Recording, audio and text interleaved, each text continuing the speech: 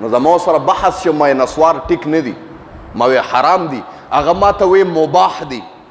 اوس نسواریانو ته پکې دا خبره ده که څوک کوي خفه کېږي مه د مانه. ما ته وی اتو فتوو لیکلي دي چې مباح دي، ما ورته وی د حدیث نه درته ثابتوم چې حرام دي او ګناه ده. نو نبی علیہ السلام وفرمایل چې البر حسن الخلق، ښکلي اخلاق نبی علیہ السلام مبارک وفرمایل دا نیکي ده.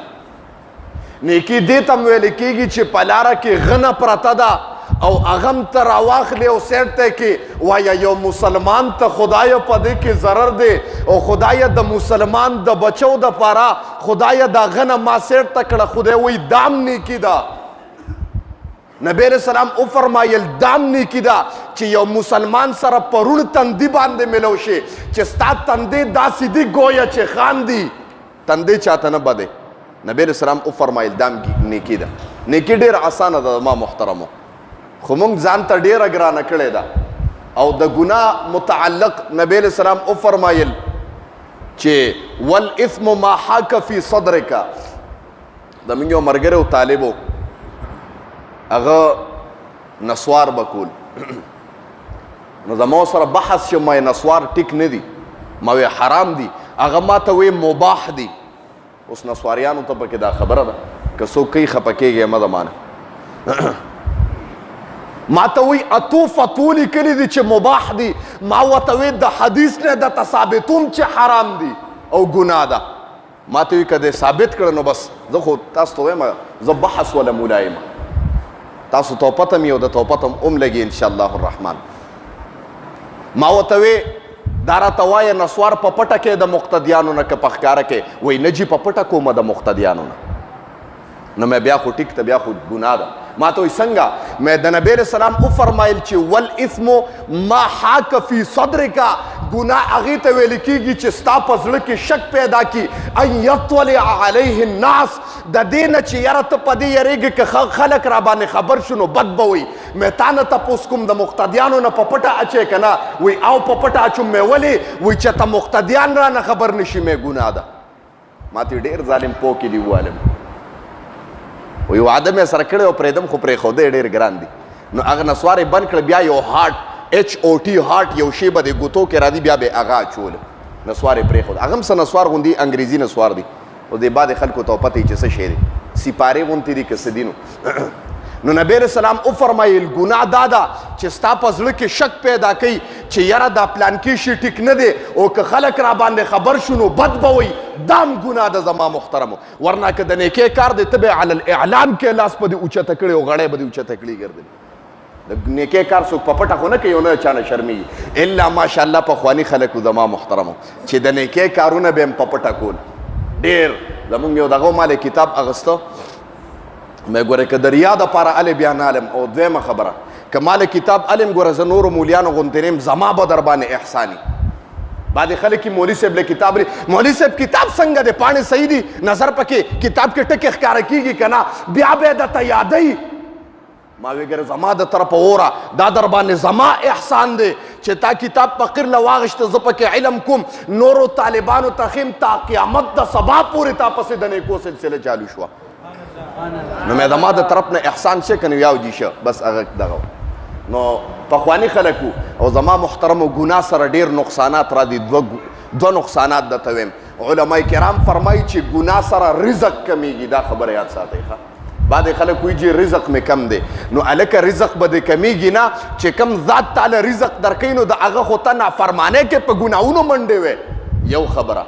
او د رزق متعلق الله وعده کړې ده چې ته زما تابعدار شه، دا مخلوق بستا تابعدار کوم او رزق به دله را رسوي. د ما محترم خو موږ د خدای تابعدار نه یو. هغه یو سړی و، هغه چا سره نوکر و، نو آقا به یې ډېر زیات پابندي پې کوله، د به چوټي هم نه کوله. دا سړی هم ډېرې پابندۍ والی و، خو عقیده و ایمان یې په الله باندې. اوس د هغه د عقیدې خبر هم درته کوم او موږ ته هم د خپل ایمان او د عقیدې پته ولګي چې زموږ د دې سړي غوندې د الله باندې توکل شته که نه.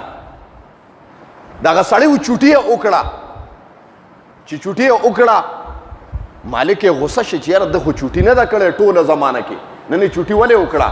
نو داسې کار وکړو چې بله پیره راغې تنخواه وله سیوا کړه مثال په طور 10 زره وي نو 15 زره وله کړه چې چوټي نه کوي تنخواه وله سیوا کړه د مالک چې پیسې ورکړې او نوکر پیسې واغېستې وي شمارلې 15 زره سیوا دي مانه پیسې په سیوا دي اډو دای اونوې حضرت پیسې دې سیوا کړې د سره اونوې او چپ چاپ روان شو بس هیڅ څه غږ یې ونه کړ بس پیسې به سیوا غشتې تپوس یې نه کو ډېره زمانه پسې بیا یوه چوټي وکړه نیکې غوسه شو ظالمه ما خو تنخواه هم سیوا کړه بس چې کومه تنخواه وله سیوا کړې وه هغې ته واپس کټ کړه زه ګوره د سره احسان کوم او ته بیا هم چوټیانې کې چې تنخواه ورکوله هغه کمې وله ورکړه انسان چې سیوا شي خوشحاله خو که شی دی پې دوباره کم کړو نو دی بیا چغې وایي دا د انسان خاصه ده ګورې په سیوا خو څه نه وي خوشحاله به وي خو ته ترې کم کړو نو بیا به وایي دا ولې هغه بیا هم څه کش کړپ ونه که پیسې په خوشحالۍ واغستې ولړې زمانه تېروله آقا را طلب که وي راشه کار مې دی د سره چې راغی جی فرمایي وایي دا راته ووایه مخکې تا چوټي وکړه ما وی چې ته بیا چوټي نه کوې نو ما دله تنخواه سیوا کړه او بیا تاسو غږ ونه که نه دی پې د خوشحالۍ اظهار وکړه بس داسې روان شوې او ډېره زمانه پس ته بیا چوټي وکړه نو بیا مې دله واپس تنخواه کمه کړه نو په هغې هم ته ما ته څه ایکشن او څه ریاکشن ستا ته ما ته ستا ښکاره نه شي چې دا ولې نو او ته جواب کې وی حضرت ته تنخواه کېدو واله څوک یې خفه کېږه ما ته تنخواه سیوا کېدو واله څوک یې تنخواه ورکولو واله خو زما رب دی و یا خو منم خو دا وایه وی دا څنګه کلکه عقیده دی دا وی په لومبۍ پیره چې ما چوټي وکړه چې زه لاړم کور ته راپسې سوال جواب وشه چې راشه زوی دی شوی دی نو چې تا ماله تنخواه سیوا کړه تا تنخواه نه وه سیوا کړې زما زوی پیدا که الله تبارک وتعالی هغه له خپل رزق را رسو دا د هغه رزق و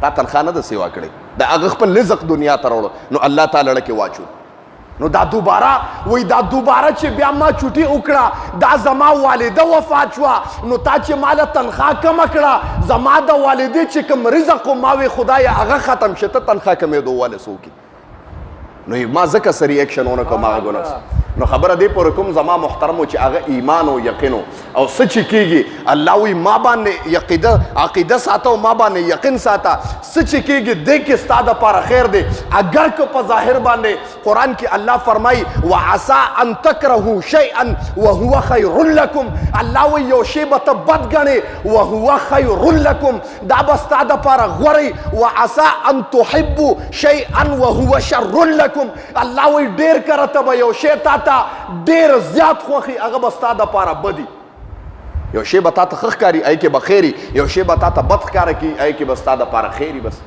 د خیر او د بد نه خو ته نه خبر خو ته چغې وې لږه تنګي راله اوهو جي غرق شم تباه و برباد شم خدای زه لیدلی ما بیا تا چغې ومه ایمان باندې مې زلزله راشي